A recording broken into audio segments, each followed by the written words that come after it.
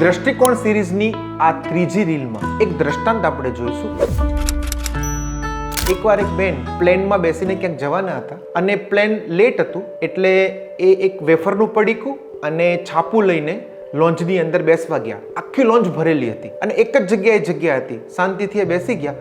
બાજુમાં એક યુવાન હતો અને એકદમ તમને અસંસ્કારી લાગે ને એવો હતો. હવે આ બેને વેફર ખાવાની શરૂઆત કરી તો એક વેફર પડીકામાંથી આ બેન ખાય, બીજી વેફર પેલો છોકરો ખાય. બેનને એમ થાય કે આ કેવો માણસ છે, આ તો ચલાવી જ ના લેવાય. એકદમ ગુસ્સો આવે, એકદમ એનો વાંક લાગે. હવે એવી રીતે ચાલતું હતું, એમાંથી છેલ્લી વેફર રહી. એટલે એમને તો બેનને એવું થયું કે હવે તો આ તો મને ખાવા દેશે એમ.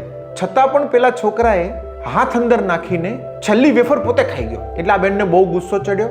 એ ઊભા થઈ ગયા અને બાથરૂમમાં ગયા, પાણીથી મોઢું ધોયું અને મોઢું સાફ કરવા માટે રૂમાલ કાઢવા ગયા તો પોતાનું વેફરનું પડીકું તો એમના જ પર્સમાં હતું. એકચ્યુઅલી એ બેન પેલા ભાઈની વેફરમાંથી ખાતા હતા. એ દોડીને સોરી કહેવા ગયા ત્યાં તો પેલા ભાઈનું પ્લેન ઉપડી ગયું હતું. એમને એવું લાગતું હતું કે સામેવાળાનો વાંક છે, ખરેખર વાંક પોતાનો હતો.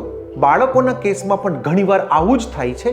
આપણને બાળકનો વાંક લાગે છે, પરંતુ વાંક ઘણીવાર આપણા દ્રષ્ટિકોણનો આપણો હોય છે. આપના ગ્રુપમાં જેને પોતાના બાળકની પેરેન્ટિંગમાં ભૂલ લાગતી હોય તેના સુધી આ વિડીયો પહોંચાડજો.